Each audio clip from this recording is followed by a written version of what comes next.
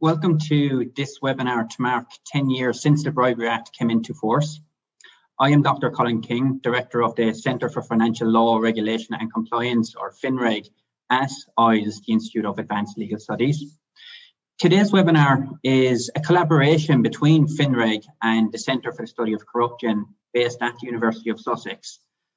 FinReg was established last year and it is primarily focused on legal aspects of financial law, regulation and compliance. And we put particular emphasis on engagements between academia and practice like this event today, including establishing a new position, a visiting professor of practice, which is currently held by Barnaby Hoan, who will chair the second panel today. We do want to ensure that our research is practice relevant, and we also aim to work closely with colleagues in other universities like Sussex, where I have many fond memories, having worked there for 5 years. I will pass over to Robert now to say a bit about the Corruption Centre, to introduce the speakers and to chair the first panel. Robert, over to you. Colin, thank you very much, and good afternoon to everybody. I'm delighted that we at the Centre for the Study of Corruption are doing this with the IALS. It's an amazing 10 years since the Bribery Act commenced, came into force in 2011. Before then, we had in April 2010 the Bribery Act being passed in Parliament, and in November 2009 the Bribery Bill being introduced into Parliament. What we're hoping to do today is in the two parts of our panel. The first part, we're going to look at a bit of the history, the run-up to the Bribery Act being passed and the Act being passed itself in 2010. We will then pass to the second part of the panel, who will be looking at how things have been since then, the last decade. How effective is this law? What have we learned about anti-bribery legislation in that subsequent 10 years? So for this first part of the panel, part of the intent is to put things on historical record. We've gathered together a cast of characters who were intimately involved in the passing of the Bribery Act. I should say at this point that I'm the very worst person to be chairing this session because I was one of the cast of characters that was involved. But I couldn't resist the opportunity to put some really frank questions to those other players from different bits of the cast to find out what they were thinking and how their plans panned out with regard to the Bribery Act. So I'll try to be as objective as possible, but some of you will know I was at Transparency International at the time, and Transparency International was campaigning strongly to pass this legislation. So forgive me if at times I set aside my objectivity and interject with a TI perspective 10 years on. Let me introduce our all-star cast, starting off with Sir Hugh Bailey, who was an MP at the time, a long-standing member of Parliament, and from TI's point of view was a great champion of the anti-corruption cause within Parliament. He spoke regularly in his position both as an MP but also as the chair of the International Development Committee, and he was involved in various different bits of anti-bribery legislation which had false starts in Parliament, from the early 2000s, amendments to the terrorism legislation, then a standalone corruption bill that was not passed in Parliament, and then, of course, the bribery bill itself. But most significantly, a corruption bill introduced as a private member's bill with which Hugh was intimately involved. So Hugh will give us the parliamentary perspective, and ultimately this was, of course, a parliamentary activity. We'll then pass to Professor Jeremy Horder. Jeremy is a highly distinguished lawyer and was the legal mind behind the bribery bill. He chaired the Law Commission body, the report that looked into having a new anti-bribery law in the UK and drafted a bribery bill, which eventually became the Bribery Act. Dominic Martin is here because he was, at the time, Britain's ambassador to the OECD. The OECD, as you will all know, has the Anti-Bribery Convention, and a working group which looks at countries and comments on how well they are doing in implementing the OECD Anti-Bribery Convention. Dominic was the key interface between the British government, the British nation, and the OECD at the time. So we're hoping to hear his insights as to what the international community was saying about the UK and the need for the UK to update its anti-bribery legislation. Finally, on our panel, we have Tim Langton, who has had a long and distinguished, is also a lawyer, has had a long and distinguished career in the corporate sector, particularly in the area of compliance and anti-bribery compliance. He, at the time, was working for a large company, but was also part of the CBI working group, which had things to say about the bribery bill and then subsequently the Bribery Act and its guidance. Tim was on the Ministry of Justice expert working group, which helped draft that guidance. And so we look forward to hearing his insights from the corporate sector and also working to produce the guidance, which still exists today. So that is our panel, and I'm going to start off with Hugh to give us the parliamentary perspective. The way in which we're going to play the format today is that I will ask each of the panelists to speak for around 5 minutes on a couple of questions that I will pose them. They're not obliged to answer the questions. I'm really interested in the most insightful and interesting things that the panelists can say about this period, 2009 to 2010. We're going to have a first round with the panel, which will look broadly in the decade before the Bribery Act was passed. What was the run-up to the Bribery Act? And then we'll look in a second round of panel comments in detail at that period, 2009 to 10, when the Act was passed, tipping into 2011, when the guidance was finally published. We're not expecting to do an audience Q&A, but if you're burning to ask something from the panel, please do put it in the chat, and I will try and weave that into my questions and comments to the panel. What I'm also putting in the chat is a paper that I wrote giving my perspective on the Bribery Act campaign from TI. So should you wish to hear the TI perspective of how the campaign was run and the ebbs and flows, then that's all in that paper.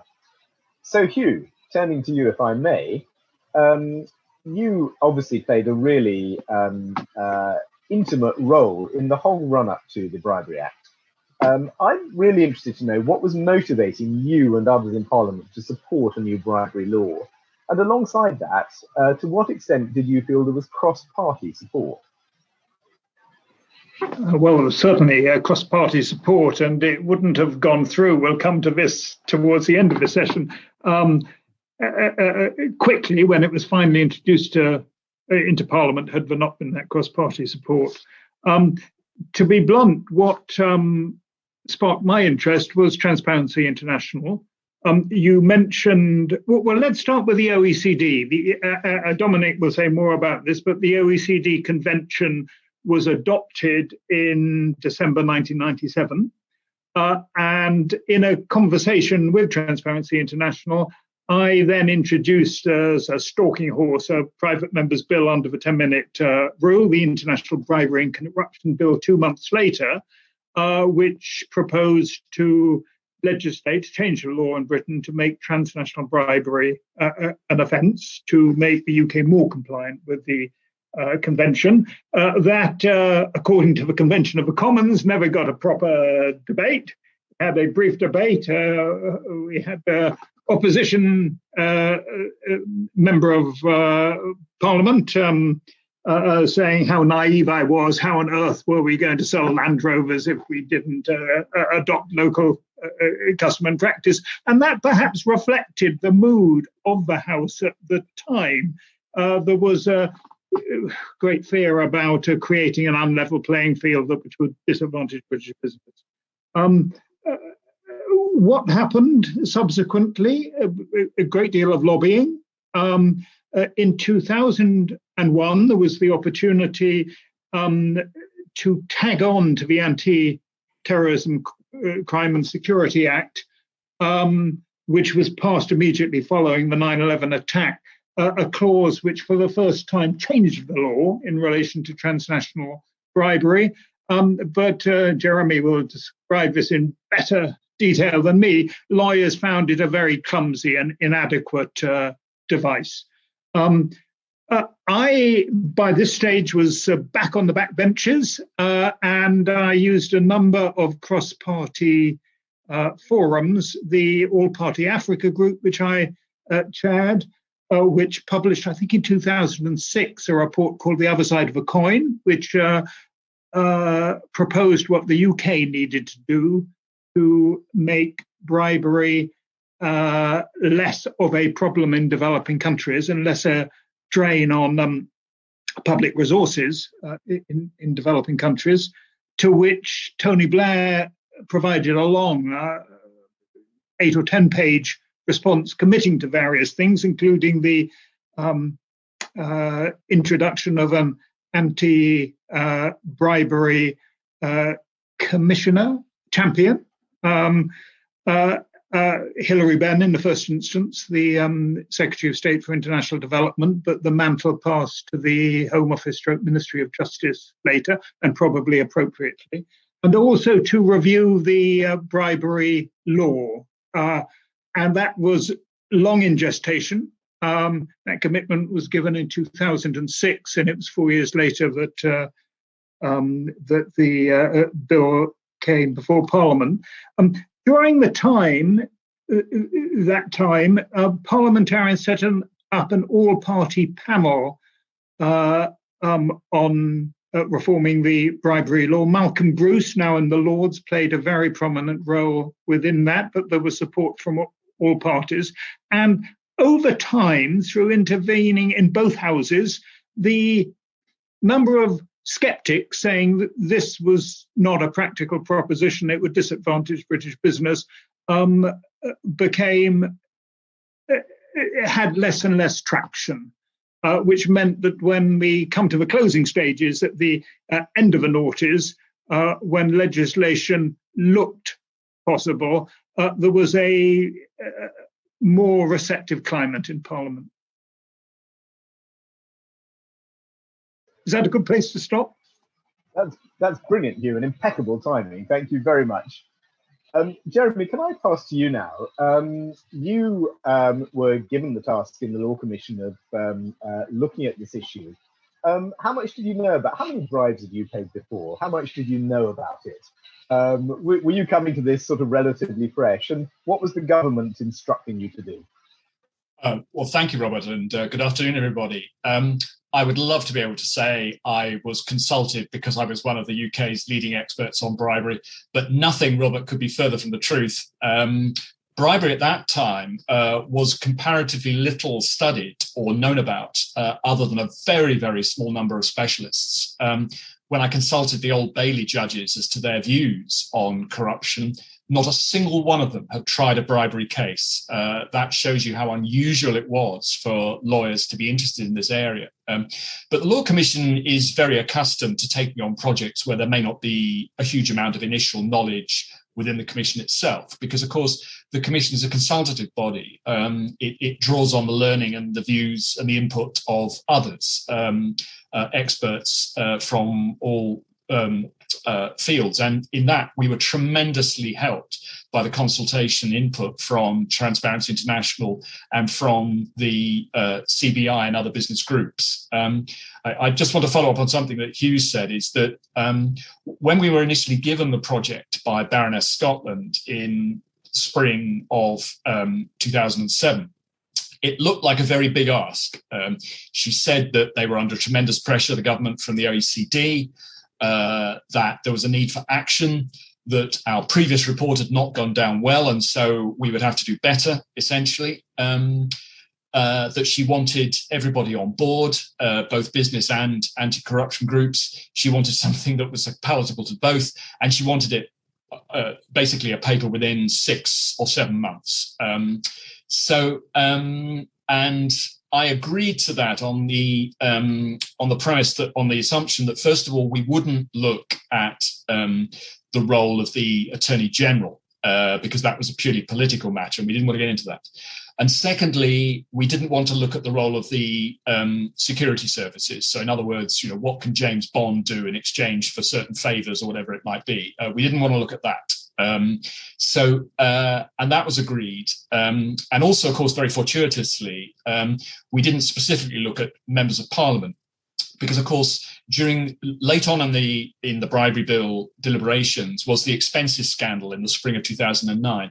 And in my view, that actually helped a little bit to push this forward, because a government and a parliament under such enormous pressure over expenses could hardly afford to be saying, well, corruption is, not such a big problem and we don't need to worry. Oh, no. So that, I think, did give this an extra push. The process in which the Law Commission was evolved, as I say, in fact, there wasn't much opposition, if you like, between, on the one hand, anti-corruption groups, if I can call them that, such as TI, and business. Business primarily wanted clarity. They didn't like the existing use of the word corrupt in the legislation, which they thought was vague and ambiguous. They wanted a greater clarity on that, essentially.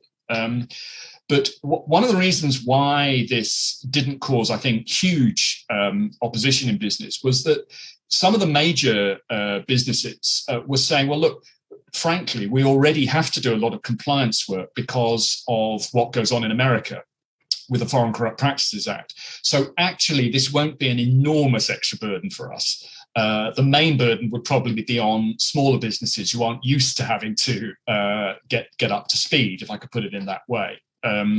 So that was an interesting dimension to things.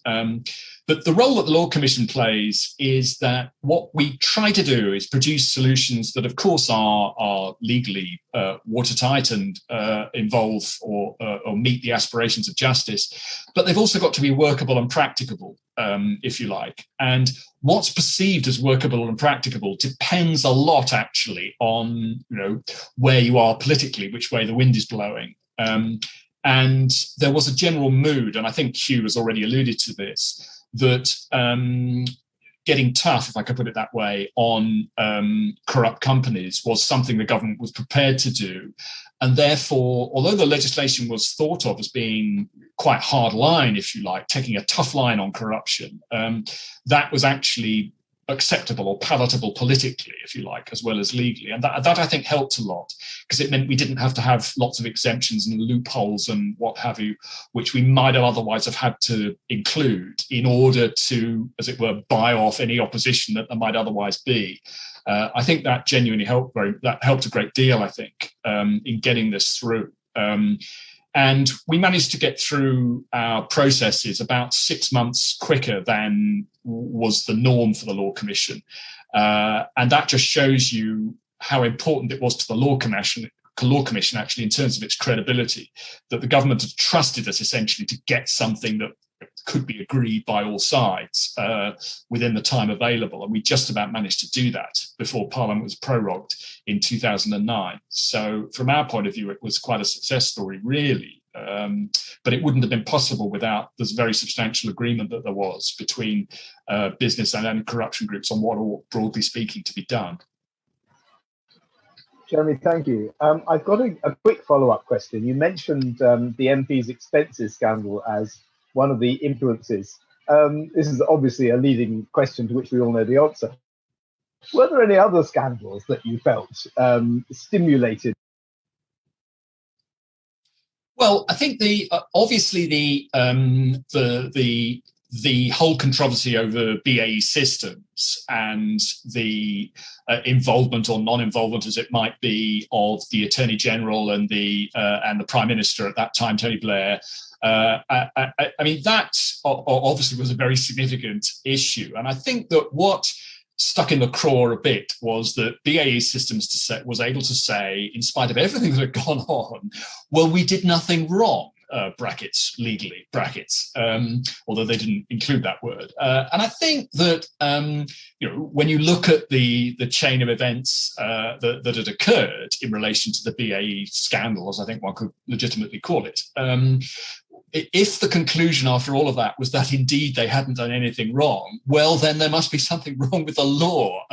So, I mean, I think that was particularly influential, that not least because, as you know, the Americans had to carry the burden largely of prosecution in these cases because of deficiencies in UK law.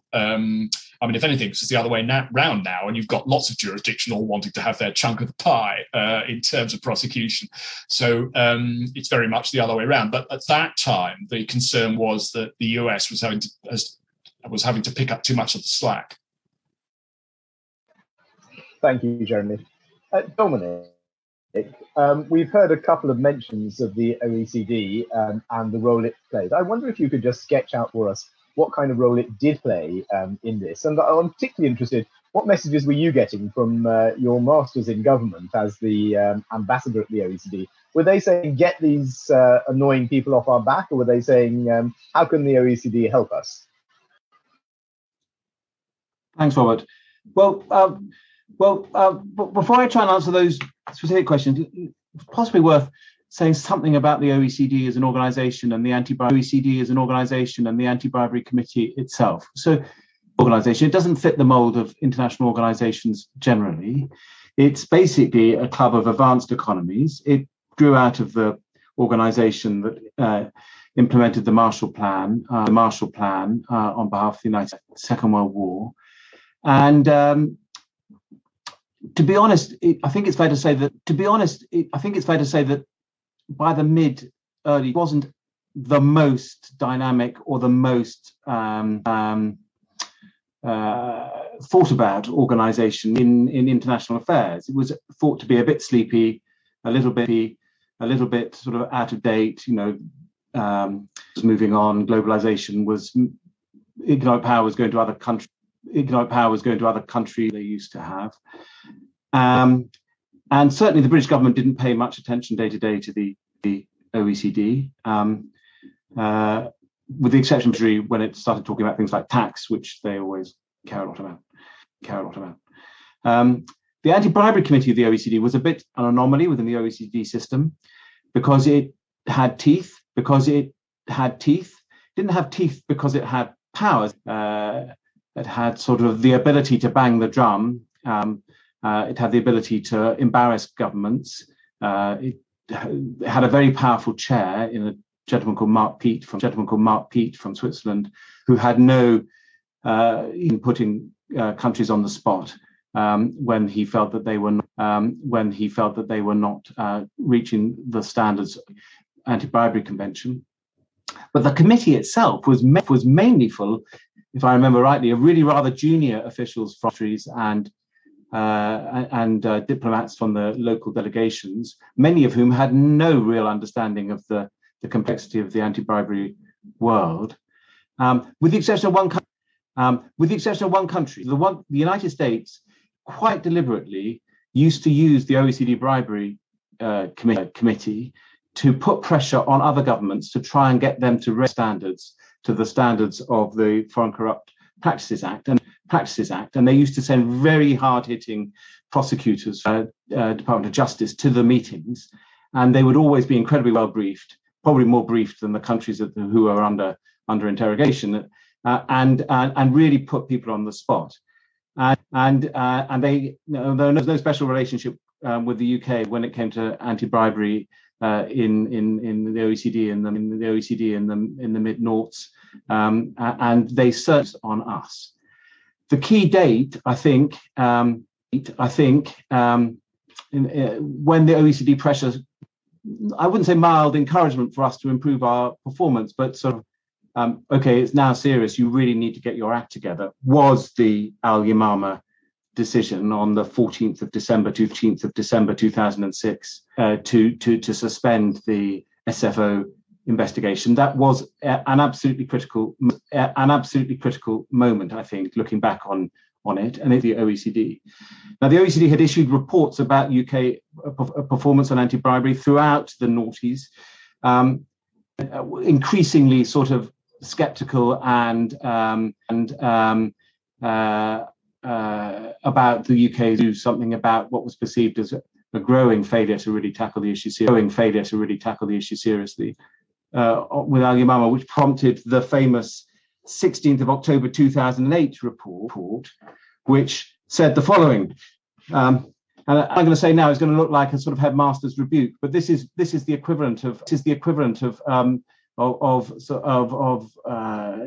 the OECD language. This is declaring nuclear war. I tell you, the group is disappointed and seriously concerned with the implementation of the convention by the UK, and it particularly picked out the role of the Attorney General in foreign bribery prosecutions, the perceived lack of independence of the director of the serious fraud, and a whole load of other subsidiary issues, which when they added up, they all added up to its stuff. And they talked about export credits and how we turned a blind eye to bribery in connection with export credit licensing, the lack of any rules in the UK on corporate liability in anti-bribery cases, and perhaps most strikingly of all, the fact that there were no prosecutions underway or achieved in terms of bribery of foreign officials in UK courts, and as a result of this disappointment and serious concern, which is as I say, the OECD equivalent of declaring. They put us under special measures, which were that we had to write quarterly reports to the OECD to tell them what we were doing better. And I suspect that's what Baroness Scotland was referring to when she was telling Jeff Horder, we're getting a terribly bad time in the OECD. You better get on and solve this problem for us. And I have to say, that October 2008, it looked pretty bleak. It really didn't look like we answered these charges, and we will be in, growing reputational damage for the foreseeable future. Fortunately, Jeremy's report appeared on the 20th of November, so about a month after that report, and started to get better almost immediately because people recognised the quality of that report and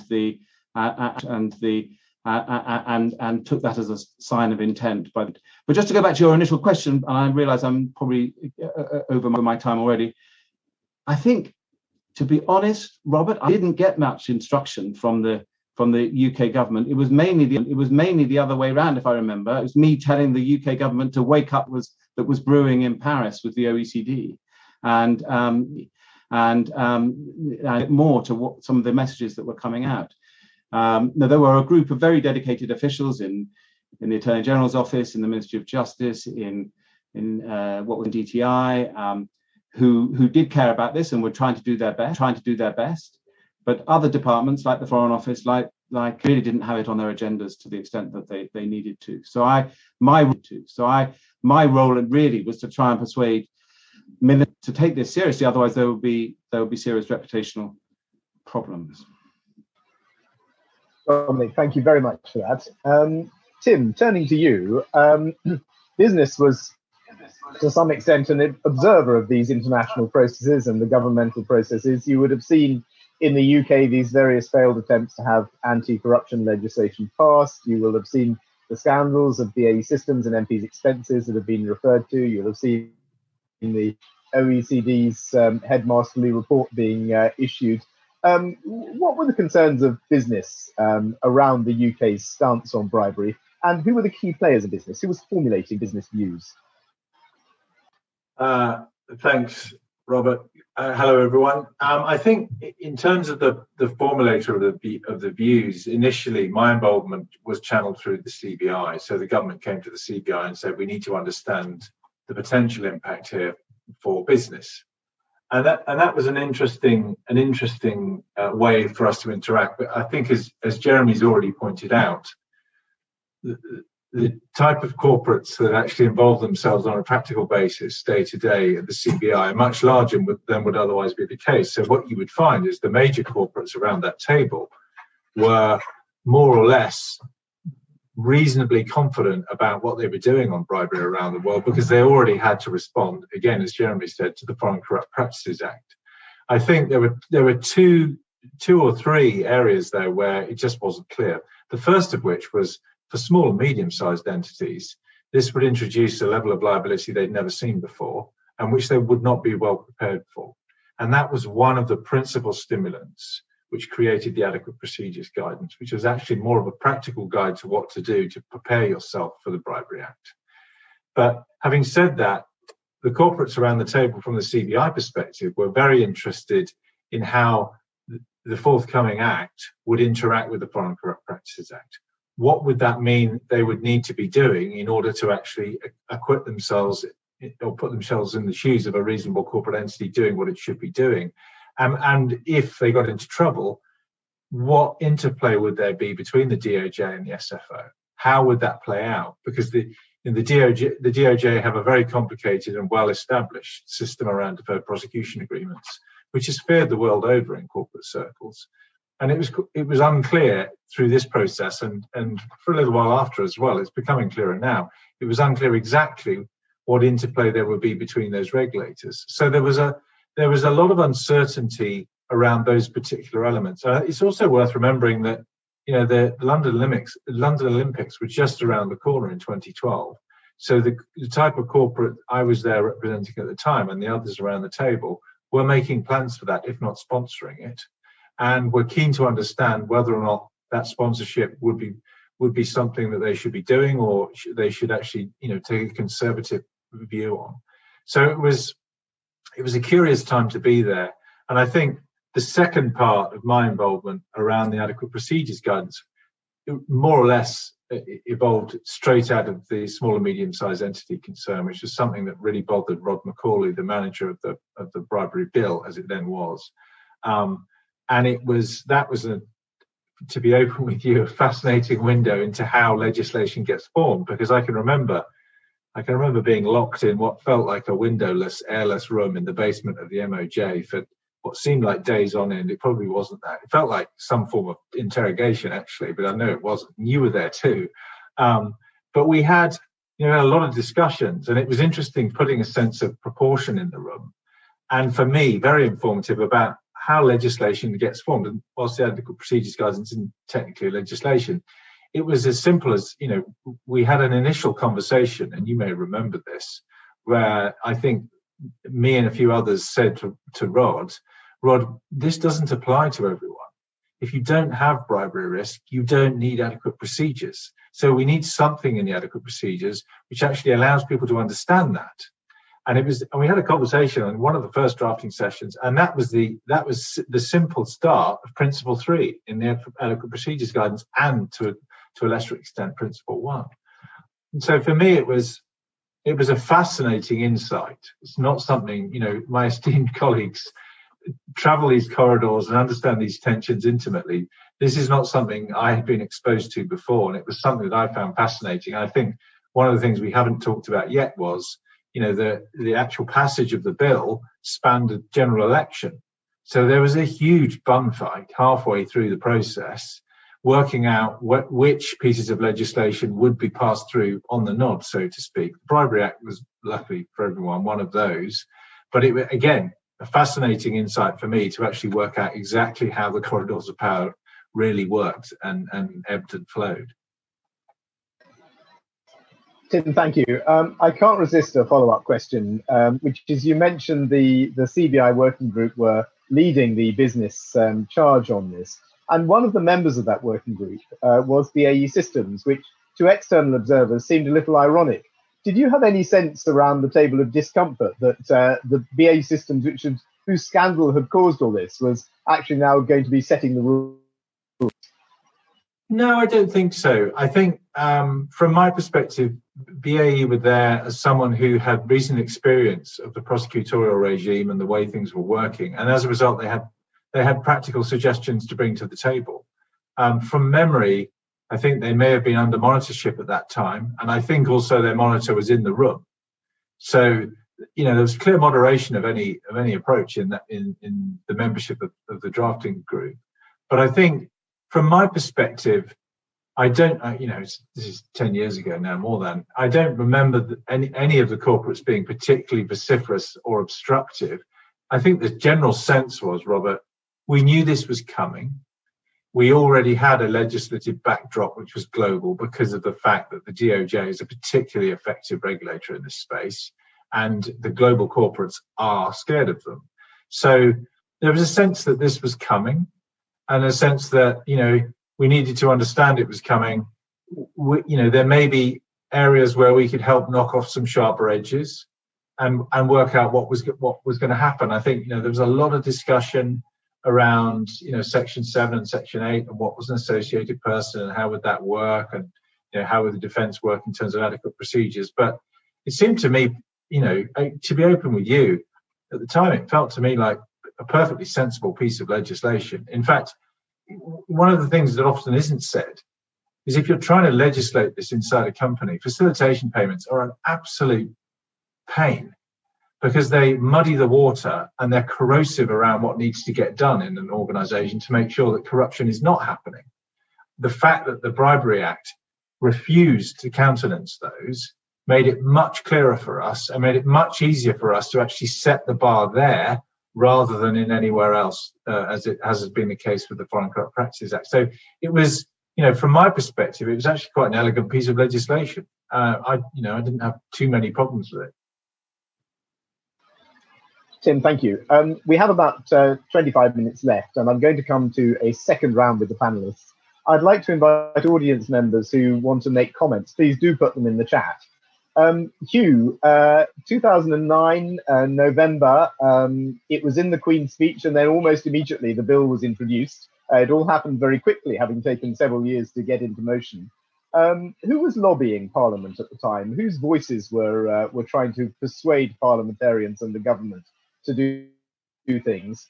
And just as a follow-up to that, by the time we came to April 2010, when the bill was eventually passed, it was passed on the last day before Parliament ended, before the general election. How tight was it? Was it nearly lost? Could we be without a Bribery Act even today if it hadn't been passed then?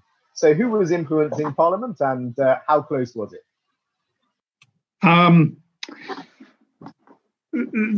I've mentioned key lobbyists like Malcolm Bruce, Liberal MP at the time, now in the Lords.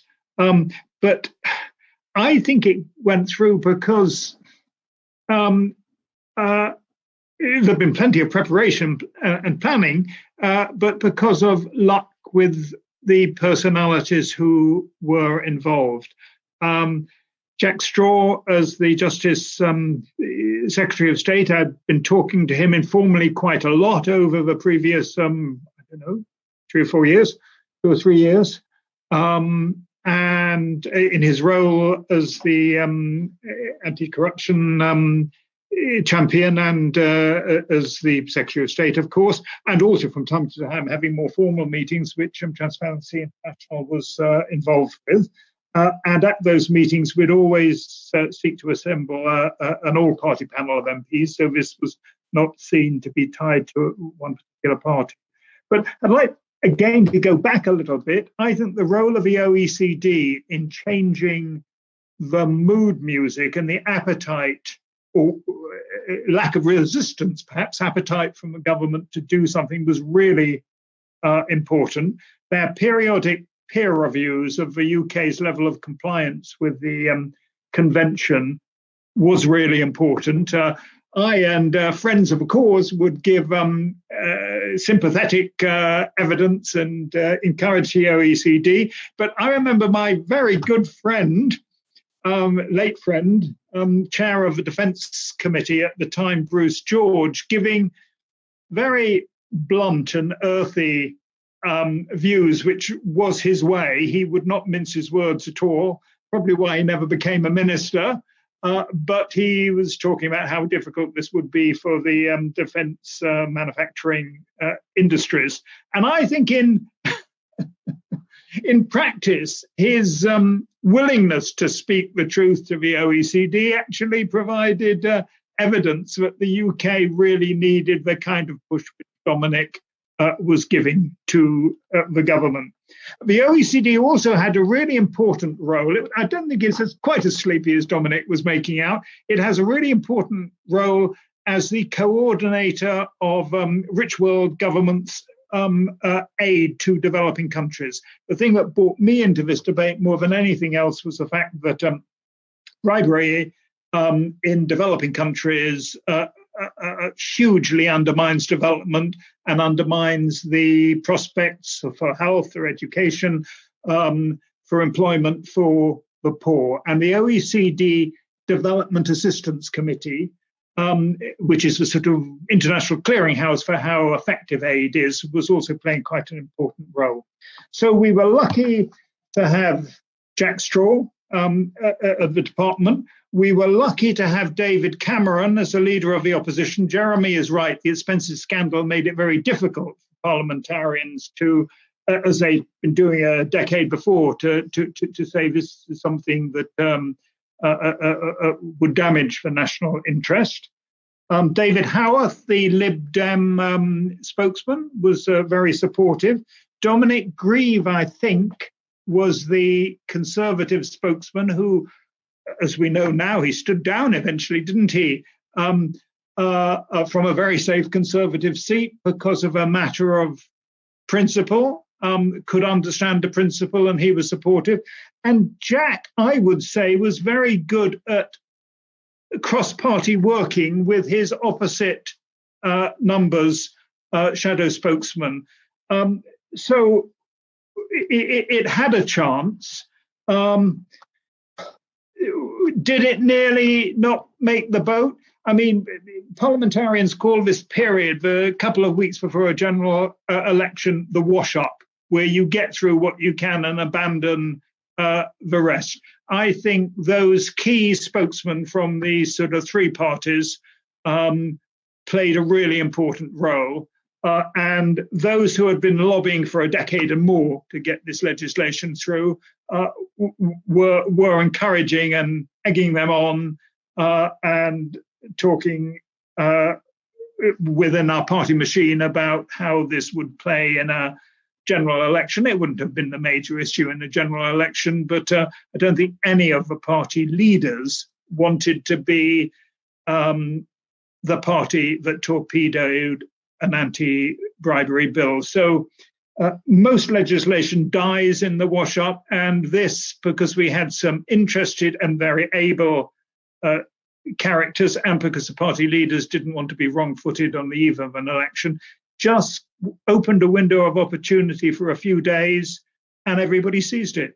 And the bill went through. Warts and all, I would say. Jeremy was talking about the fact that bribery is still permitted for, us spooks and spies to get information, which is important for the national interest. The things in the bill I didn't want to see, and which I complained about when Parliament was debating it.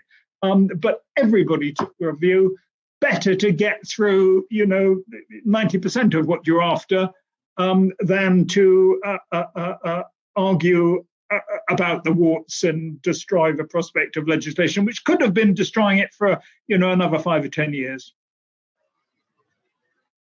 Hugh, thank you. Just as you mentioned, the sort of the parties working together, I just want to give a shout out to Jonathan Gengly, who was the Conservative opposition spokesperson on this at the time. Absolutely. He was getting quite a hard time in the press for caving into, as the press were portraying it, CBI pressure to kill the bribery bill. He was privately reassuring TI, don't worry, we're going to get this through because we support it. And that was very reassuring to TI at the time in those last 10 days that you were mentioning. Jeremy, by this time, you were a bit of a bystander because your work had gone to Parliament. Were you worried about it? Were you feeling it was coming through unscathed, or did you think bits were at risk of getting chopped off that you thought should be there? That's a good question. I mean, I think the risk was when the government changed and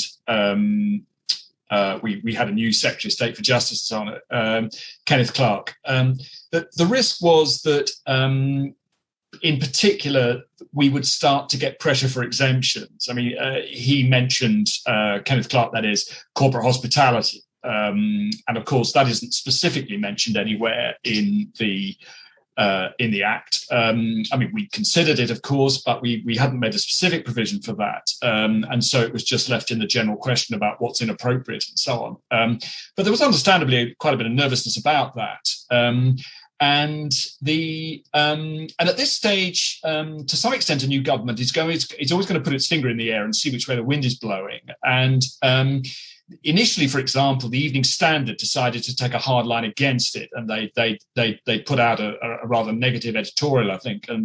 But then I think TI, I think, got involved in writing a long letter, which the Evening Standard printed. I mean, they're not great ones for long letters in the Evening Standard, but this one actually did appear. And to their credit, I mean, the Standard changed its view. I think they then came round to the view that, in fact, this would be a good thing, which, is not something a newspaper does every day of the week. And this was still in the days when, what newspapers said mattered, rather than what appears on the internet and so forth. So I think that actually was quite important politically, that we had to reassure Ken Clarke that people were still going to be able to take their, visiting executives to Wimbledon and that sort of thing, and that would all be fine.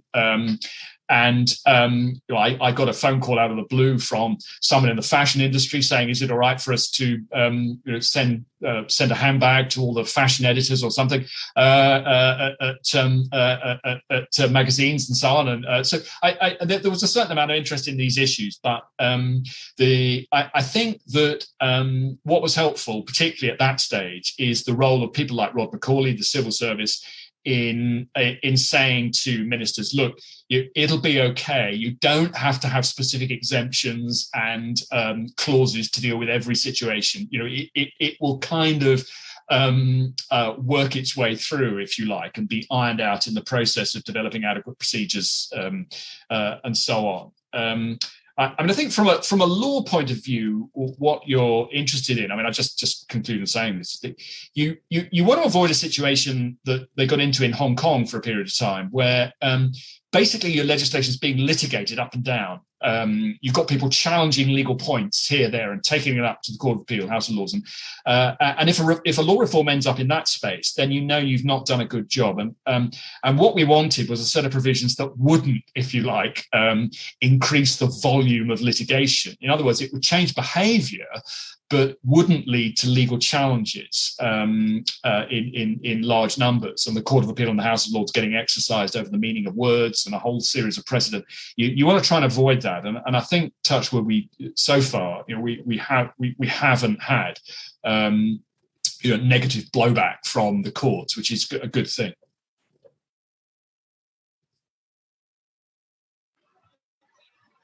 Thank you, Jeremy. And I might say, because Jeremy can't say it himself, that the fact that there haven't been challenges are often ascribed to the very elegant and skillful drafting of that first bribery bill that was in the Law Commission report.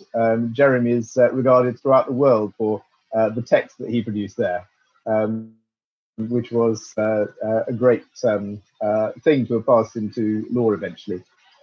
Dominic, the OECD was presumably pleased that the bill had passed, but a year later, it still hadn't come into force, and there still wasn't Ministry of Justice guidance. Was the OECD expressing any concern, or just happy for the process to take its course? Well, the short answer to that question is, they were concerned, and there was another specific reason why they were concerned, which I'll come to. But I just want to pick up on a couple of points that Jeremy and Sir Hugh have made. First of all, I want to second your point, Robert, that Jeremy's contribution is absolutely critical to this. I mean, it is quite staggering to think that the publication of Jeremy's Law Commission report of November 2008. And royal assent for the bill was given then, so just over a year and a bit after I very much doubt that there's any legislation that's ever been fast-tracked through so quickly. And basically, in order to get it all done through in time for the general election, which everyone saw was coming, it had time. There wasn't a chance to rewrite it or get it going. And so, Jeremy, you deserve a huge credit for doing that. And just on the question of was it all in the balance, I mean, certainly officials in government and at the OECD, we were all on tenterhooks about whether it was going to go through. And I think there was a lot of nervousness in the civil service that it was a very controversial wash-up session anyway for other reasons. There was a big constitutional reasons. There was a big constitutional reform bill going through. They actually met in 48 hours, I think, in that period of 7th and 8th April, which was, a lot of work in the Parliament. And, there were amendments in the Commons report stage on the 7th of April, which had to be turned around by the Lords on the 8th. And it felt like it could go at any moment. And I'm now going to reveal a little secret. I don't think this is ever. Angel Gurria, who was the Secretary General of the OECD, actually rang up William Hague, who was the Shadow Foreign Secretary at the time, and said, "You do realise that if this doesn't go through in the wash-up session, Conservative votes against this, we in the OECD will have no option but to blow this up in the first weeks of a Tory government, when you are going to be relying on the OECD to help you navigate the response to the financial crisis," which is obviously the big story going on in the background. And I think it was a very, very powerful message that Gurria delivered. I was in his office when he did it, and I think that had a pretty galvanising effect on particularly perhaps Conservative Party attitudes towards the bill, and helped it get it over the line. And to go back to your question, I mean, one thing, actually the most uncomfortable moment of my entire time as ambassador was actually 18th of February 2011, which was so between the passage of the bill, it came into effect on the 1st of July, when the press report started reporting that our former ambassador, the very ambassador who had advised the SFO to suspend the Al Yamama inquiry on national security grounds, was taking up a paid role with BAE Systems. And I remember the chief counsel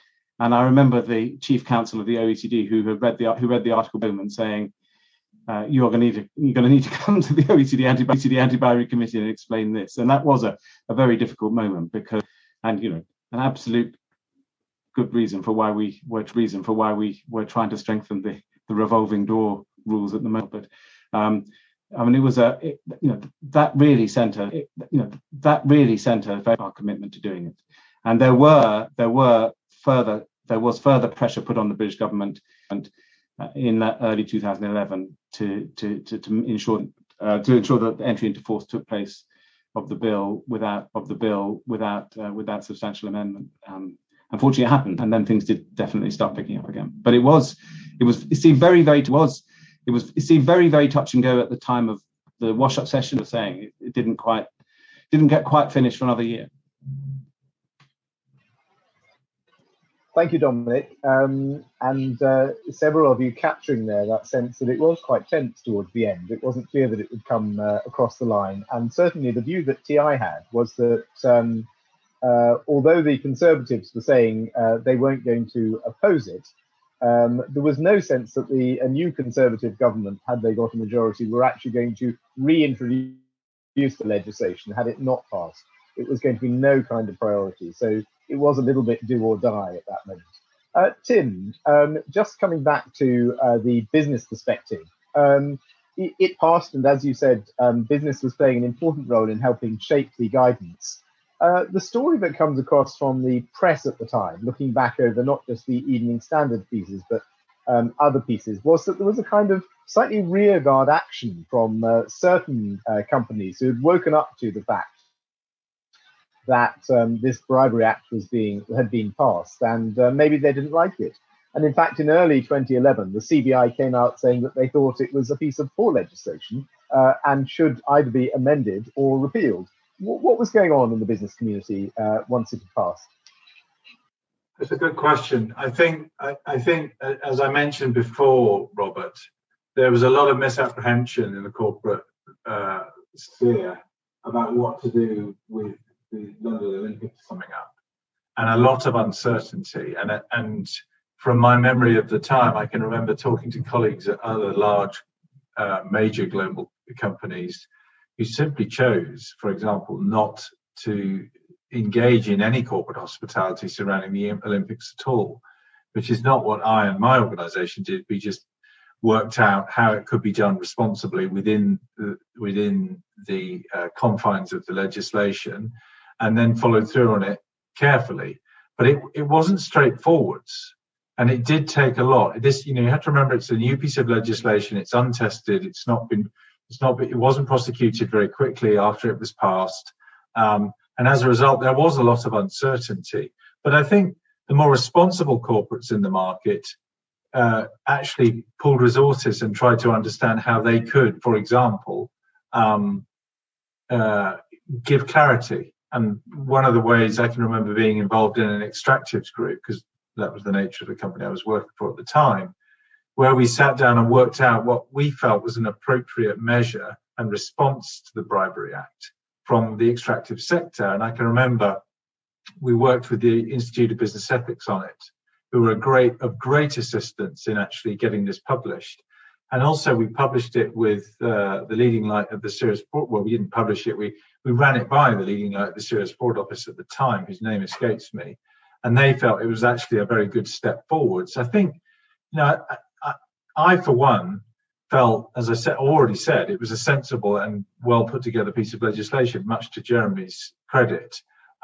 It just required a little bit of thought and care and attention to actually bring it into motion in terms of actually how you legislate internally inside a company to make sure that you stay within the law. A lot of the corporates already had this machinery in place, so it didn't really reinvent the wheel as such. Corruption is still a bad thing, and it needs to be stamped out, and corporates have a role to play in that. And I think the responsible people around the meal table, so to speak, were already doing that and felt, okay, let's just see what this looks like, see how we can manage it and bring it into motion. And we did. Tim, thank you. And again, thank you for keeping so well to time. We are, in fact, at the end of our time. This has been a fascinating discussion from my point of view, a great insight into what it was like in the run-up to passing the Bribery Act and in that crucial time when it passed, and in the few months afterwards, from some of the key players at the time. Of course, the next question is, how good was the Bribery Act in reality? How well has it worked? And the second half of our panel is going to be addressing that. Our speakers will take up that baton in a couple of minutes' time. We'll have a couple of minutes break if you want to get a cup of tea or look at the test match score or do whatever else you might do in that period. I should say we are painfully aware that there hasn't been a great diversity in this first part of the panel, but that will be balanced, we hope, by the second part of the panel. Thank you very much to the contributors, to the panelists. Thank you to Colin for hosting this at the ILS. And I will now pass the baton to the chair of the next part of the panel. Good afternoon, everybody.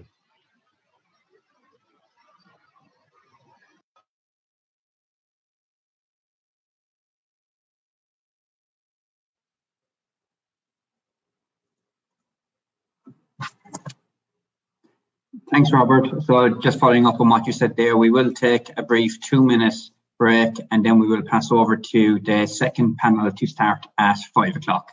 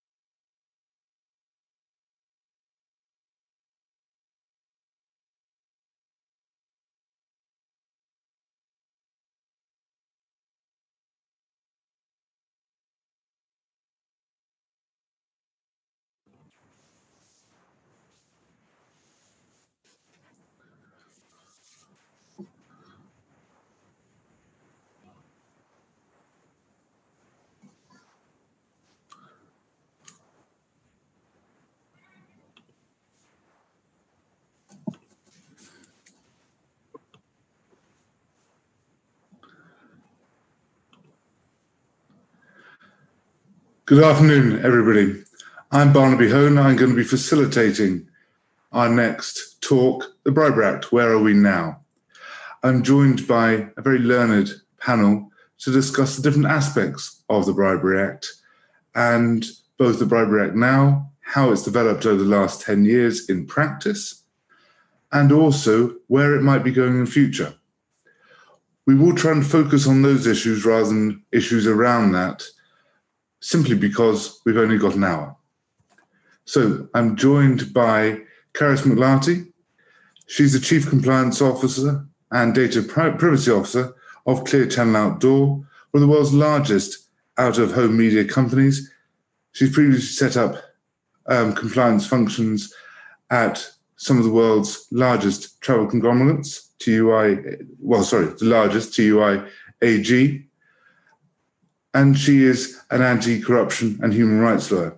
She'll be talking about how Bribery Act acts in affects the compliance function of companies, both now and going back, and then we'll bring her into the conversation about the future. I'm then joined by Miranda Ching, who is a case controller at the SFO.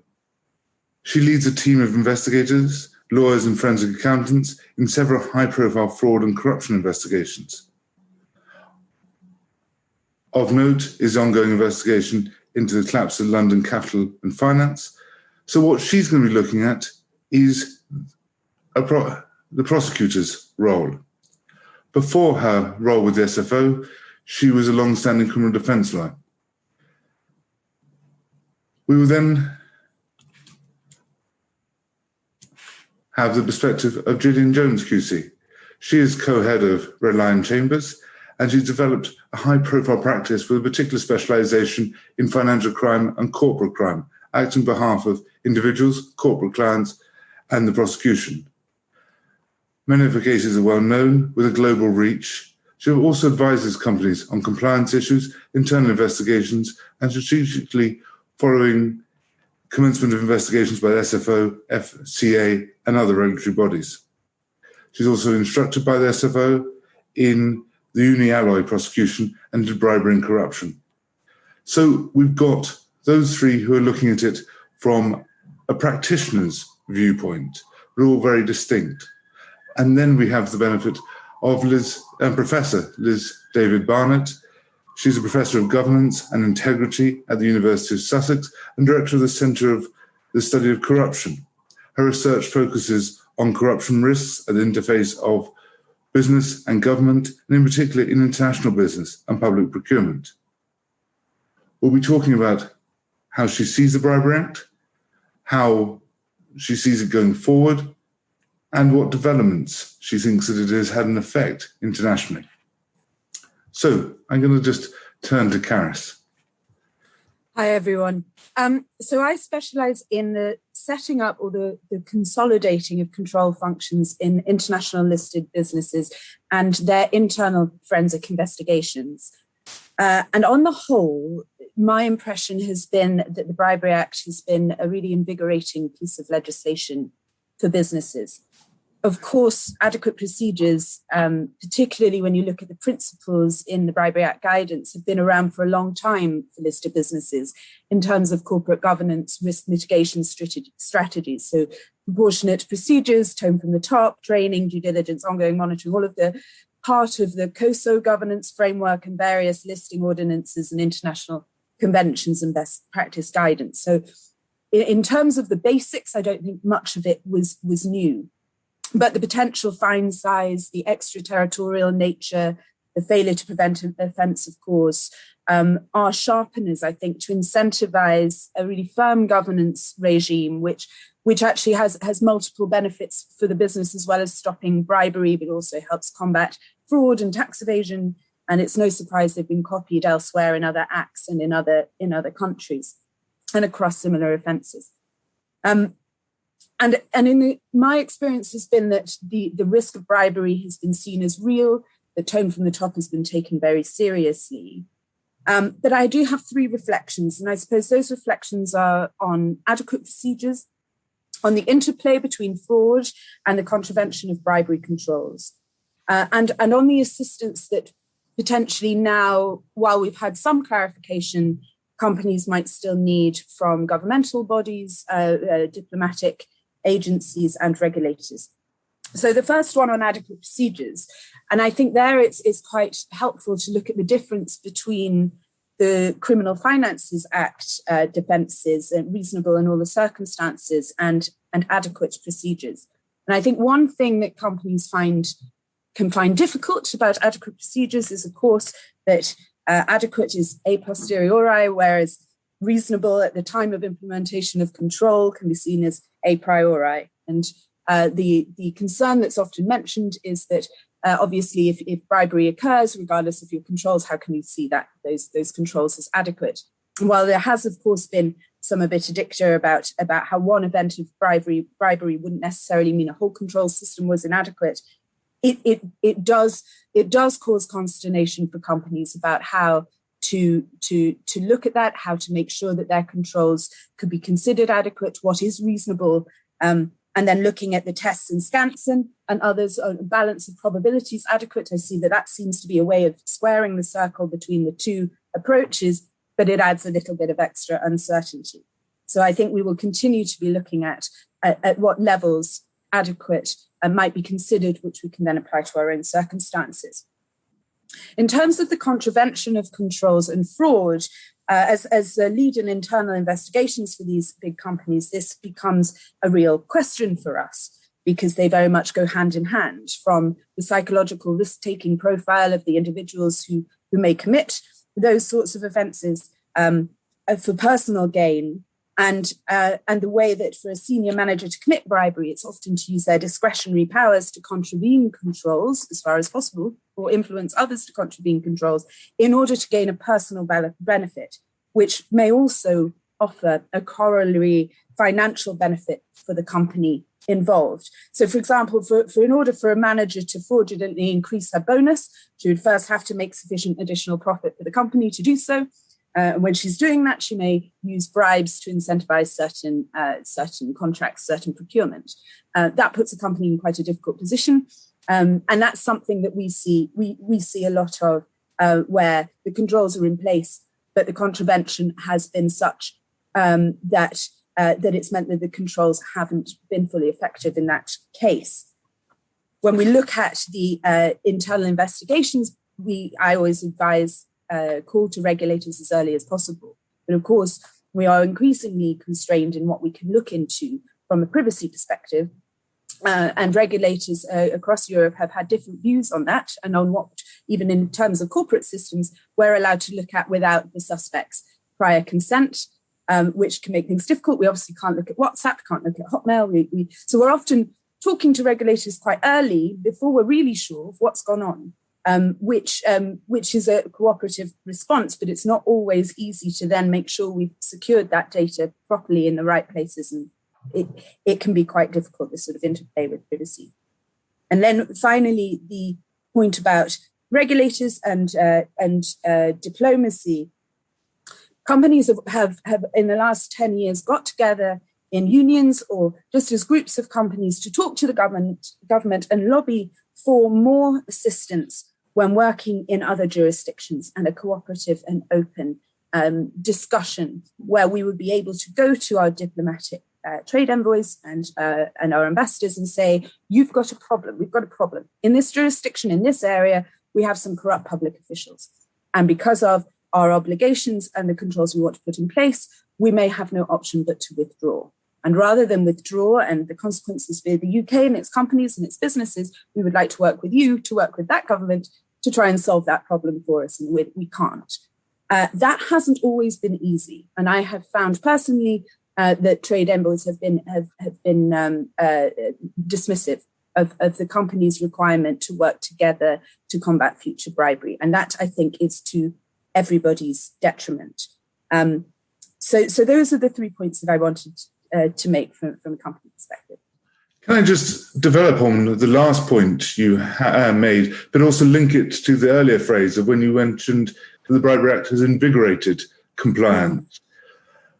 How have you seen the change for companies to actually band together and identify what the problems are? Was that an issue? Was that something that was happening beforehand, or is that movement, which seems very positive, only happened recently? No, I think so. Over the last 10 years, and that I've been working in-house, so before then I was in private practice looking at this slightly differently, I have seen people look at their control environment and be able to apply it to specific scenarios rather than all crystallized compliance risks or the potential crystallization of all compliance risks. And large fines levied at group level are a really good focus to remind people why it's important to really understand the basics of transparency, context, expense, and the identity of the individuals that you're working with. There are still some grey areas where people get really confused, like lobbyists, and how is there sort of a legitimized way of doing things? But hang on, you're telling me about these principles. Well, how does that work in that context? And other areas where you have to explain things to them, sales incentives, what's the difference? So there are lots of conversations. Those conversations are coming about because the Act gives clarity about the focus of the government on bribery in particular. Obviously, because it covers both public and private, those conversations in some areas are harder than in others. Indeed. And with just a last question on this, but I think we'll come back to lobbyists and how that might be developed in the future at the end of the discussion. With adequate, are you seeing that the consensus of adequate provisions has come about, or is that still developing? I think companies have to interpret it as proportionate as well. So companies go and they look, okay, what do we have to do here? Is that adequate? Well, I don't know. Does it mean that the separation of powers? Go back to the basic principles of what a controls framework should look like, where no one person gets the power to make all of the decisions. Then make sure everybody's trained. Then make sure the contracts are monitored. Make sure you've done your proper due diligence at the beginning. You've got the right clauses in place to indemnify you if it all goes wrong and it's somebody else's fault. All of those pieces come together. But in the end, you also have to do, as you do with any risk assessment, you have to go, but if that's going to cost 20 million and the contract's going to cost 5, then let's just pull out of the country. It's not worth it, which is sort of the proportionality approach. What worries people is when they've done everything in good faith, and they've really tried to help, and then something happens and it's a one-off. But we have seen some case law that has helped reassure companies, I think, on that a little bit. And maybe we'll never really get full clarity on what anything that is discretionary, like a balance of probabilities or adequate, could ever really mean. No, I agree. I don't think we'll ever get full clarity, but maybe we'll have a further discussion of that throughout today. Let me just thank you very much for that. That's very interesting. And I hope we'll come back on some of the issues raised. Now I'm just going to move to Miranda. Now, Miranda, you're an enforcement lawyer for the SFO involved in enforcement of these issues. Yes. What's your perspective of the Bribery Act? Thanks, Barnaby. And hi, everyone. It's really good to see all of you here today. But before I start, I might just pick up briefly on something that Karis said. And it was a sudden realization. And Karis, you mentioned the difficulties of investigations, especially when employees have, personal devices and things like that. And it's something that obviously I come across and deal with on a daily basis. And it becomes increasingly hard because, our ability to enforce the Bribery Act is only as good as other legislative powers that we have, which you guys don't, to seize evidence, to obtain evidence from abroad, to deal with data protection and privacy issues, and the technology to crack it. It seems that obviously, for someone who's not particularly tech savvy, a different app or a different means of communication comes up frequently, and it is a great challenge. So it's something that is common to both of us. In terms of the enforcement over the Act for the last 10 years, I haven't been enforcing for the entire time, doing a bit of both during the period. So I might sort of comment from both perspectives. Mm-hmm. Just to make note that obviously the SFO, we are one of several agencies who investigate bribery offences. We deal primarily with serious and complex fraud and corruption. But the scope of the Act is also dealt with by other agencies such as the CPS and the NCA. In terms of the work that we've done so far, I'll mention just a few as a recap. Our first prosecution was back in 2014. That was the agro-energy bribery case, and it was followed swiftly, I think, in 2015, and that was the first Section 7 failure to prevent bribery offence of Sweet Group. And as Karis mentioned earlier, we then had Skansen shortly thereafter. But the key development of the Bribery Act for us within the SFO is the interplay with the deferred prosecution agreement regime. And it is important that I note that, given that of the 9 DPAs that we've had so far, 6 of those have been in relation to bribery offences.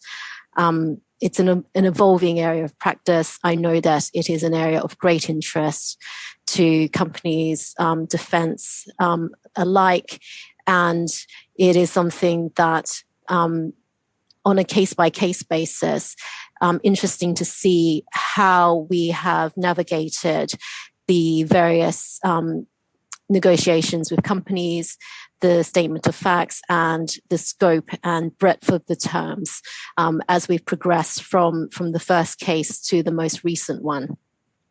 But reflecting a little bit more widely over the last 10 years, I agree with a lot of what Karis says, and a lot of it rings true. It is absolutely right to say that the Bribery Act has caused a significant contribution, I think, globally to what amounts to a set of core values when it comes to good corporate governance. And coming from defence and dealing with it from that perspective and switching over to becoming a prosecutor, what I've found is helpful is that certainly dealing with companies now on the other side, for the most part, most companies now are very familiar with the Act. It's comprehensive in terms of the embedded nature of what they need to do. And so therefore dealing with them is much more helpful, as there is more understanding and more of a sophisticated understanding and application of what is expected, etc. And that has made it a little bit easier compared to the anxiousness, I think, 10 years ago of when the legislation was due to come into effect and how broad it would be, and whether or not we'd be prosecuting someone for very minor gifts and hospitality. Looking back on what it was like back then and where we are now, I think we're much further ahead. And obviously, from an enforcement point of view, it's much better when we can see that in the main, compliance frameworks are far more robust than what they used to be. So if I could draw a conclusion on that, I would say certainly that the Section 7 offence is obviously hugely effective, and the threat of prosecution must be real if there is such a massive change to corporate conduct generally. It's not to say that there aren't any flaws, and I don't blame the Act itself, but obviously with the issue of corporate criminal liability, that remains a challenge for us. Comparing to jurisdictions such as the US, I would argue that the Bribery Act, it's difficult for us to live up to its potential in dealing with prosecuting corporates if the position remains as it is in relation to Barclays and the narrow interpretation of the controlling mind test. Now, given the world that we live in today and our various very complex corporate governance structures, it's a very difficult burden for enforcement agencies to achieve. So it's probably also no surprise that I'm in favour of the failure to prevent economic crime offence. Not sure whether or not the panel have different views, but I guess we can get to that. Turning briefly to international aspects of enforcement, again, I think that the Bribery Act has assisted in that there is international recognition of what the UK regime is like, and it has absolutely assisted us in our dealings with other jurisdictions when we deal with, global investigations, and especially when there are discussions with regard to global settlements, vis-a-vis DPAs, etc. And those have been facilitated in a much better way over the years by virtue of understanding of what the Bribery Act is about. And obviously some other countries across the world have taken the UK model and adopted it within the terms of their own legislative frameworks. Thank you for that. Can I just circle back to, using my corporate jargon there, to talking about controlling mind and individuals particularly? Do you think the controlling mind test is at the heart of the issues with enforcing against individuals? Because in relation to corporate criminal liability. Yeah. Yeah.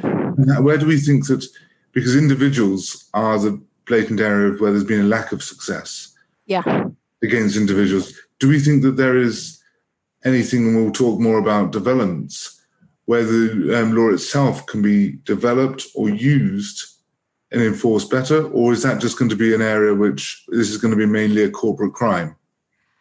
In relation to individual liability, I must admit I haven't considered that there is an issue with regard to attaching liability to individuals in the same way as we have issues with regard to corporates. There have been challenges in relation to the ability to seek convictions on an individual level. That's the reality, but it doesn't mean that we don't continue to pursue them. We have had cases where we've prosecuted individuals for bribery recently. Sorby and Leek, I think, comes to mind, where we did go to trial and it reached the jury and the jury found otherwise. So the system works. We got to full time and the jury came to the conclusion that they did. And it's as I said earlier, it's an evolving area. It is indeed, and that's what makes it so interesting. Thanks. Or part of what makes it so interesting. The other aspect, international aspect of enforcement, do you find that with and also cooperation, that you've got America that have similar laws? Is there issues with other jurisdictions not having as high level or as invasive, as high level or stringent laws as the UK? The US comparison is also always something that we look to. I think the cooperation, as one would expect, generally with countries that we have greater relationships with and trading relationships with. Cooperation with companies with perhaps more opaque regimes in relation to bribery and corruption is more limited to evidence sharing and obtaining evidence rather than joint sort of cooperation on cases. But I can only sort of speak to my reflection on things that we've done in our office. Perhaps other agencies such as the NCA, etc., might have a different experience. I'm not sure. Well, thank you. Thanks. I'm just going to move to Gillian. But before I do that, if anybody has any questions, please put them in the question and answer chat, and then we'll get to them later. So please ask any questions. We'll then go through them and we'll discuss them later in our more general chat at the end of this session. Gillian, over to you. Can I ask you first about the number of convictions, and if you think, just leading on to our discussion with Miranda about personal convictions, if you think that's an issue? Well, good afternoon. As just been discussed, looking at how the Act has fared from a prosecution perspective, obviously through the Freedom of Information requests, it's been revealed in the first 10 years of the Act coming into force, there have now been about 99 convictions for offences charged pursuant to the Act. Of those 99 convictions, however, only 2 are convictions against corporates for the failure to prevent bribery offence under Section 7 of the Act, the majority therefore being against individuals. The main consequence of the Section 7 offence has been its deployment, as already touched upon, to encourage corporates to enter into deferred prosecution agreements.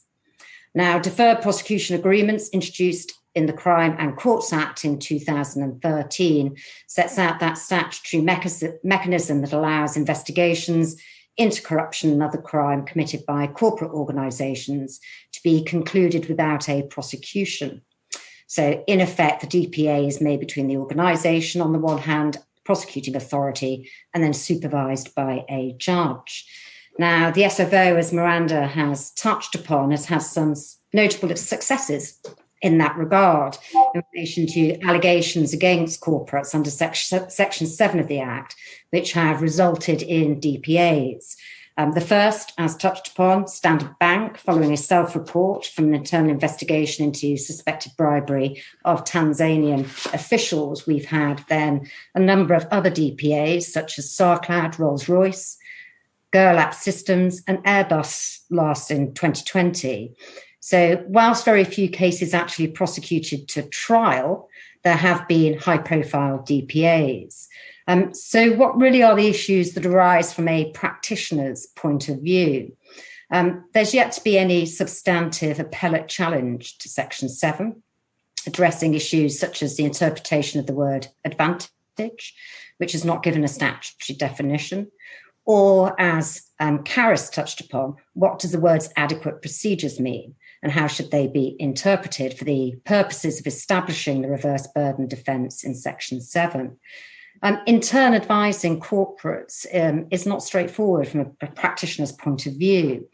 The SFO's approach to assessing a corporate's compliance systems when considering whether or not to take action is set out in its handbook. So businesses' systems will be examined, and they look at those by reference to different timeframes. So they look at the time of the offending incident occurred, the time at which the action is being pursued by the SFO, and then at a possible time in the future if the systems have yet to bed in and come to their full potential. So it's quite a shifting and complex, fluid landscape. And then, of course, the point that we've just been looking at is the tension between the corporate on the one hand and the individual. So an organisation may agree to a DPA to avoid prosecution only for the individuals to be charged, prosecuted, and acquitted. So what you have really is a current legislative landscape, which no doubt encourages a corporate to cooperate. And in doing so, the focus is not on the predicate offending, which is rarely an issue, but on the systems that the corporates got in place. Commercial and reputational considerations are obviously in play. Larger corporates who are more able to cover costs of DPAs may be seen as buying their way out of prosecution, and that's a perception for the members of the public. So as to individuals, on the other hand, who and what actually happened on the ground is fundamental to their prosecution. In other words, who knew what, when, and how, and what actions did they undertake? So two quite different prosecutions, one which focuses on systems and one which focuses on actually what took place, and therefore require different focuses, both in preparation and presentation at any subsequent trial. And it's very easy to merge in these large prosecutions those two different issues, because presentationally, they're quite difficult cases. Because quite often, especially when they involve overseas jurisdictions, there aren't witnesses. So you are relying on communication evidence and seeking juries to conclude or draw inferences from what's contained in emails or other chat as to what that person did, what was going on, and what they knew, all of which makes for a challenging presentation. It can be done, of course, but there are all hurdles that a practitioner faces when bringing such a case to trial.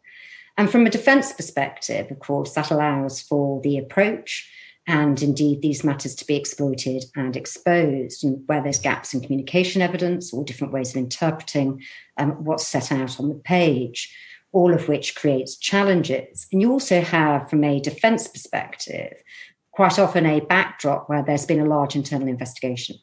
You then have issues as to privilege, issues as to the admissibility of aspects of documentation that may have been created as part of the internal investigation, and also, again, a perception issue, which is of scapegoating, and the fact that the corporate has done one thing, whereas now you have individuals, and then you have the whole issue that Miranda's touched upon about how do you get to the higher levels of corporate responsibility in individuals.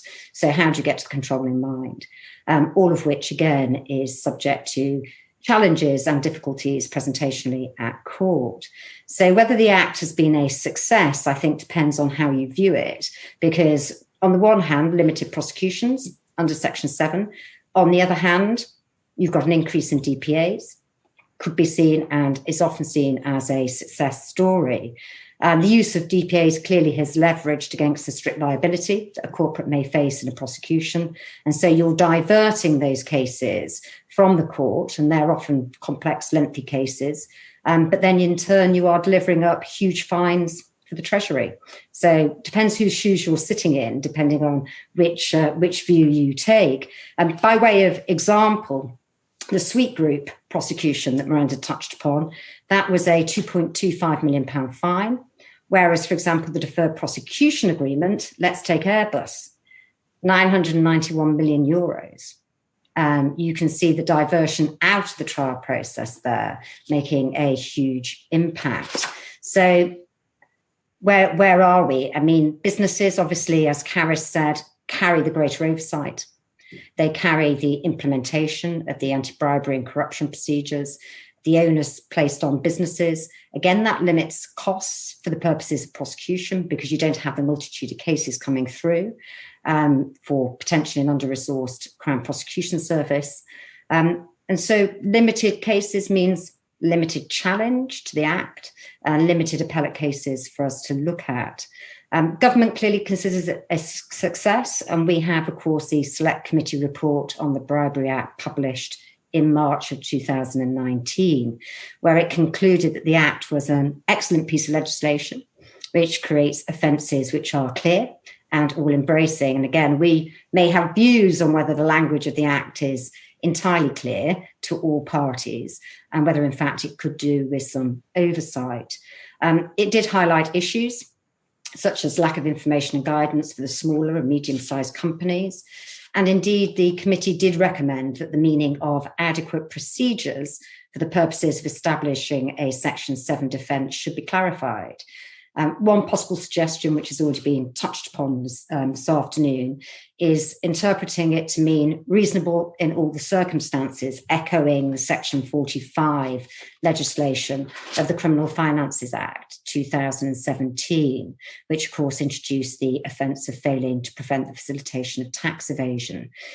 So lots of issues still arising, I think, and much depends really on what happens in the future. So those are some of my thoughts at the moment. Can I just go into one of the issues you raised about the lack of challenges in the court, particularly in the Court of Appeal? Do you think that's affected because of the DPA track and the majority of prosecutions going down the DPA track? And is there any way to resolve that? Without doubt, it's as a result of the use of DPAs, because that's what's diverted those cases that would have raised, I'm sure, those challenges from the trial process. Is there any appetite to divert it back to the trial process? I can't imagine for a moment from this government there would be. It's a hugely highly cost process, bringing such trials. They run the risk of litigation, whereas if you have a DPA, very different. Company bears much of the cost, and you've seen the kind of levels of fines that are being imposed. So I don't think we're going to see blood of Section 7 cases. So challenges, I think, will be somewhere off. One of the questions asked is, have you seen any resistance to DPAs within law enforcement? I certainly haven't. Have you? Certainly not my experience. I think it's something that's favoured law enforcement because it avoids all the risks of litigation. Exactly, that's my experience as well. But it also has certain benefits, as Airbus has highlighted. Absolutely. Well, I'm just going to move to Professor Liz David-Barnett. Now, if we can have your perspective on matters. Thanks very much, Barnaby. So as Barnaby mentioned, I'm not a lawyer. I'm a political scientist as well as an academic. And so my interest is really in what impact the Bribery Act has had in terms of how it might have changed the environment in which companies operate when they're doing business internationally, potentially how it's even changed foreign direct investment and trade patterns, and also how it's changed the behaviour of organisations within that overall context. And thinking back to 10 years ago when the Bribery Act came in, I think it was clear then that it looked like a really significant change to that whole context. It is a fairly tough piece of legislation. It compares fairly well on paper with the Foreign Corrupt Practices Act. And when I was doing interviews with business people in those early years, they definitely saw it as a significant tightening of the environment. Now, that wasn't the case for all companies. So I was doing a big piece of research with multinationals in the pharmaceuticals sector. And many of those were saying, well, to be honest, we've been focused on complying with the FCPA for years. This is nothing too new for us. But there were other companies, sometimes smaller companies, but also companies that were in less regulated sectors or less familiar with the FCPA. And for them, it really was the first time that they were encountering this idea that their behaviour around bribery and corruption would be regulated. And those companies really saw it as a source of concern. And particularly because they were often coming back and saying, well, these are risks that we can't control. If we're going into certain environments, we really feel that either we pay bribes or we don't do business. And there wasn't really much sense of them around middle ground often. And so it seemed that there was a real risk that companies would start withdrawing from high-risk environments if they were at all sensitive to the risks of laws like the Bribery Act, but also the wider context of the FCPA and all of the anti-bribery laws that are part of the OECD Convention. So, in fact, in those early days, in about 2012, I did some research with a colleague, Ken Okamura, and we were looking at the impact of anti-bribery laws across the OECD, but globally in terms of trade and trade patterns. And what we found at that stage, which was not really including the Bribery Act because it was such early days, but it was looking at the OECD Convention, was that what you found is that in fact, there seemed to be a reduction in trade between companies from OECD countries and the most corrupt countries. So it did look as if there was this sort of sense of it's getting risky with withdrawing. And then what we found on top of that is that where that was creating a bit of a vacuum in those most corrupt countries, what you were also seeing is that they were doing more trade with non-OECD countries, and in particular China. So what we were contending with that is that there was a risk that anti-bribery laws were in fact potentially even having the perverse consequence of making it easier for companies from countries that were not part of the convention and were perhaps more willing to pay bribes to do business in contexts that were already highly corrupt. And I think this is kind of interesting because it harks back in a way to the criticism that was made by US companies about the FCPA in the early years. And something that Dominic mentioned was that the US was very conscious of that. And in getting the OECD convention through, one of the big motivations was to say, look, we need to level the playing field. It's not fair that you've got US companies constrained by this and companies from other countries not so constrained. And I think what we'd seen at that stage was that same argument prevailed, but it had shifted in terms of content in that some of the companies that were then seen as the challenge were more like China, companies coming from China, Russia, Brazil, India, etc. However, I think there's probably been a change. So that was, in a way, a bad news story at the beginning of the decade that we're looking at. But I suspect that that's not the case anymore. And this, again, from research with companies in the more recent period, they're now much more comfortable, it seems to me, with managing the risks that they face. Now, I wonder if that's partly because actually there's been a fairly weak enforcement record of the Bribery Act. Has it sent a signal that, in fact, your risk of being caught and punished is not so great? But it's also possible that the Bribery Act and anti-bribery laws more generally have changed corporate behaviour through other methods. And I think that could be partly because of the inclusion of the adequate procedures defence, the enforcement trends that we see here and in the US, which are very much encouraging self-reporting. Also the prevalence of DPAs, as all of the other speakers have talked about, again, very prominent in the US, but looking like they might become the norm here too. And initially I was quite concerned about those because of the sense that there's no real justice, there's a lack of case law, all of those well-rehearsed reasons. But over the years, I've come to think that they might actually be quite influential anyway in terms of motivating companies to change their behaviour. And if we're in this for reducing the amount of bribes that are paid in international business, then one mechanism for doing that is to have really big strict laws with lots of enforcement and frighten companies away from paying bribes. But another way of doing that is to just quietly incentivize them to put in place good compliance programs. And I think that second route is probably having an effect. You do see companies with much more sophisticated programs now, much less likely to just be taking a compliance program off the shelf and transferring it over to their own context. And again, I think that's something where the enforcement authorities can help. So we've seen in the US with this extra guidance on how corporate compliance programs are evaluated. What that's doing is gradually ratcheting up the pressure to have not just any old compliance program, but to have one that is truly tailored to your business model.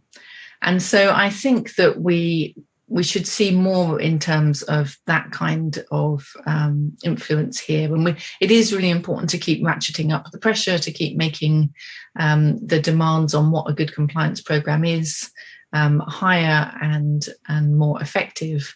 But in that case, we might actually be having a really important impact in terms of changing corporate behaviour. And just finally to say that I think we're also seeing companies become a lot more thoughtful about how to resist pressures for bribery. So I think they're much less likely to withdraw now. I've spoken to a number of companies who are really helping staff on the ground to think about, well, what do I do if I get confronted with some pressure for bribery? How do I actually handle that? And very interested to hear the point around using UK diplomacy to help with that. And I do wonder if that's something actually where the integration of the Department for International Development with the Foreign Commonwealth Office might be quite useful, potentially in getting them on the same page in terms of attitudes towards overseas corruption. And then just finally to pick up on one of the questions that I saw in the Q&A around whether this is also encouraging collective action. I think it probably is, because again, if you want to show not just that you've got adequate procedures in place, but that you're really proactive about going after bribery and preventing it from happening, then a good way of doing that is to join or form a collective action club and to really signal that you're one of the good guys, as it were. And going on and to also that, it helps. Sorry, and Karis, I'll come to you very quick soon afterwards. But Liz, are you seeing that is joining the club of the sort of EU, UK, US level? Are you seeing that developing internationally, or is it going back to, as what you mentioned, different countries having different approaches?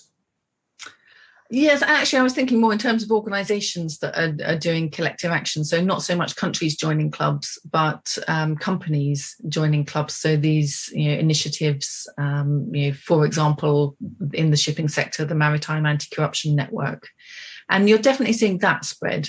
So I think although a lot of those were set up by multinationals, there's a lot more interest in developing countries, again, in joining those kinds of clubs. And the motivation there is often that local companies, especially local SMEs, really want to get into the supply chain of the bigger companies. And a good way of doing that is signalling that you are a clean company, you've got good procedures in place.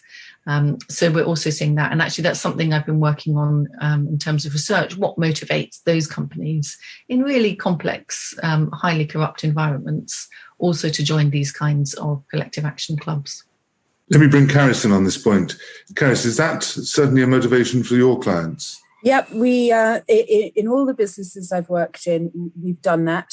So currently we're in a media owners forum actually set up by Transparency International, so very grateful to them. moderated by an antitrust and competition lawyer to make sure we don't go discussing pricing instead of bribery. But it's got Facebook and Sky and Google and Warner Brothers and us and a whole load of media owners going, okay, in areas of the world where there are risks, what are we doing to get together? And we're the big ones. We've got some clout in some of those areas to try and change behaviors. If you were a tiny company, it would be really, really difficult to know what to do. They'd be welcome to join us if they're a media owner and want to join our forum, of course. But I've seen that happen in trade associations and elsewhere with increasing frequency. And then Miranda, we're looking mainly at bribery, but this seems to be a corporate trend throughout of more corporate compliance, leading on from the Bribery Act, FCA and other compliance. Yeah, I think. Yeah, so when I think about what the future of the Bribery Act is, I'm thinking about the impacts of the Bribery Act in more wider societal terms. And obviously, we all agree that universally bribery is a bad thing. We don't want it. We want to eradicate it. And reflecting on other pieces of legislation, both here and abroad, that deals with these wider issues. So just things that come to mind briefly is Modern Slavery Act, therefore requires companies of a certain level to look at their supply chains, etc. We have the FCA's senior management regime that puts on, many more obligations of senior officers in banking and financial institutions, and that is obviously more of a looking at wider aspects of everything that companies do. More regulation, unfortunately for them, but it looks at, I think the Bribery Act has started not just a trend, but an entrenched sort of philosophy in certain jurisdictions, including the UK and Europe, of making sure that you are doing good in all areas. And where I am seeing the parallels most recently is in relation to ESG, which is, environment, social and governance. And where we stand in bribery is the governance section, which covers AML, bribery, sanctions, etc. And because we already have such a developed area of practice in how we investigate, manage, and report on those issues, there are things that I see coming through the pipeline to deal with sort of social and environmental reporting, etc., that I think models quite closely to what we've already done in bribery, and I think that's an excellent thing as well. So slightly off piece, but there you go. It wouldn't be a good discussion if it didn't go slightly off piece. Now, Gillian, can I just come to you with looking at how you advise companies and corporate behaviour, going on what Miranda and Caris have said? Do you think there's an issue of now more early compliance with enforcement agencies, moving to DPAs, but also fessing up, but being more open with the issues? I think the trend definitely appears to be leaning towards self-policing, self-reporting, and engaging at an early stage as a corporate with various government bodies, depending on which sector that you are in. And I think that is part of, as a result of the DPA process, and also because of the growth of there's all different types of legislation that we've seen coming in that all leans towards this concept of self-policing. We've seen things like introduction of account freezing orders, unexplained wealth orders, the preventing tax evasion, all of it looking at the concept of a bit more individual control and corporate control of what they do. But I definitely think from a corporate's perspective that self-report, when you found that there's a difficulty, is a growing thing and at an early stage. Sorry, I did the obvious of speaking while mute was on. Going to one of the questions in the chat, do you think there is an inherent issue in attaching liability to individuals in these corporate-like offences? I mean, in bringing prosecutions against individuals? Yes. I think for all of the reasons that I set out before, when you deal with the prosecution of an individual, it's a very different focus. And in order to get individuals who are sufficiently high up the chain, then you get into more difficult and complex legal issues. Where you've got, as I've said, overseas corruption, one of the big difficulties is case presentation in these types of cases. And that will be ongoing. But I think the whole process is developing and evolving, and indeed the way we present cases is developing and evolving to deal with the kind of evidence that arises. So I think individuals will continue. The government is clearly very much in favour of, irrespective of DPAs, that individuals are prosecuted where there are such cases, and I think that's the policy of the SFO and indeed other organisations that have the power to prosecute under the Bribery Act. I'm sure Miranda agrees with that. Now, just going to Liz, there's one question being asked about sharing of the proceeds of DPAs and so on with different countries. Do we think that that would improve? I've certainly seen from my own asset recovery practice that is something which always helps to share the assets. That hasn't seemed to be done at the moment. Liz, and then I'll go to everybody else. Do you have a view on that? Yeah, I think that's very interesting. And I think part of a broader sort of move in a way to recognise that there are victims of corruption. So I think, as with a lot of white-collar crime, there has sometimes been a tendency to think it's a victimless crime. So I think we're getting a lot more focus on, well, actually, whose money should that have been?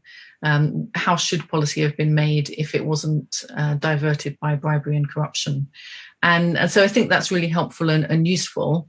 I imagine, though, that then has implications for the motivations of enforcement authorities. So particularly in the US, where there is this incentive that the DOJ will recover the fine.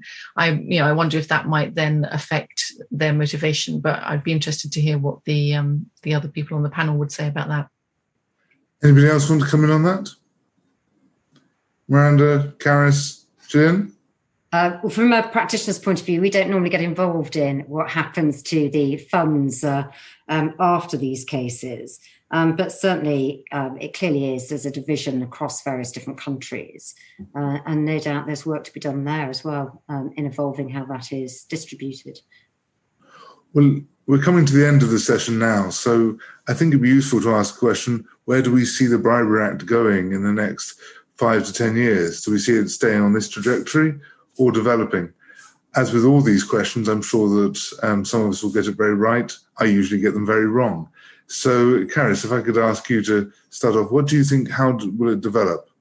I mean, I think that what Miranda was talking about before about the economic crime, the failure to prevent economic crime has to be the direction of travel, although from a corporate perspective, that does bring in a couple of other sort of cooperative issues that it would be helpful to see, to encourage people to report different types of economic crime, and also sort of touching slightly on the victim side, because the corporates are often themselves a victim of the economic crime that they potentially or allegedly failed to prevent.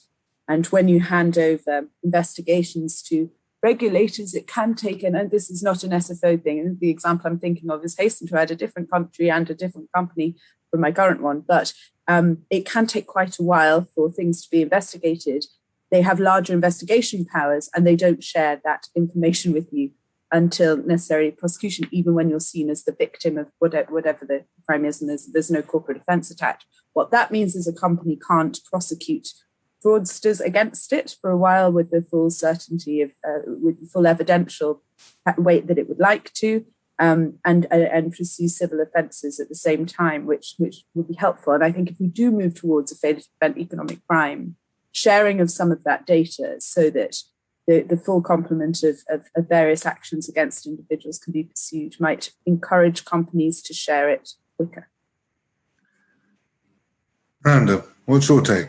I think what Karis says is right. There is always an inherent difficulty of sharing information whilst we have an ongoing investigation. And I feel your pain and I understand what those issues are, but sometimes it's difficult for us generally to share. And we are very mindful that companies are still operating and trying to run their businesses throughout the course of lengthy investigations.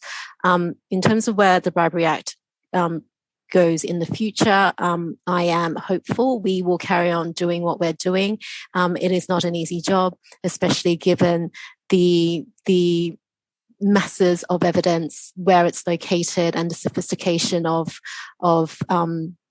participants, if I can put it that way, in this sector around the world. It is a really fulfilling and challenging job to do. And I think I'm very much also looking forward to any developments coming via the Law Commission and the economic crime offence as well. That would help us substantially. Gillian, if I can just ask your views on it. I think much has been already touched upon. I think from a practitioner's point of view, I don't think we're going to see any substantial legislative changes to the Bribery Act. We may see down the line some tidying up of some aspects of it, but there doesn't seem to be a necessary appetite for that at the moment. So I think the framework is going to be there. I think what's going to perhaps we're going to see is perhaps more collaborative approaches between public and private sectors, an increase in information sharing, improving of procedures and tools with other aspects like the anti-money laundering and other kind of aspects that feed into these types of prosecutions. And of course, we have the National Economic Crime Centre and the various issues that the government has raised in its economic crime plan. So I think it will be more around the edges. We see development to help and assist in combating bribery through different, through a sort of a package of tools available to prosecuting authorities. I think you're certainly right that there's going to be it's going to be edges rather than at the core of the legislation. Liz, where do you see it? I think the big question here really is how will the UK's trade and investment patterns change in the next 5 years as a result of Brexit?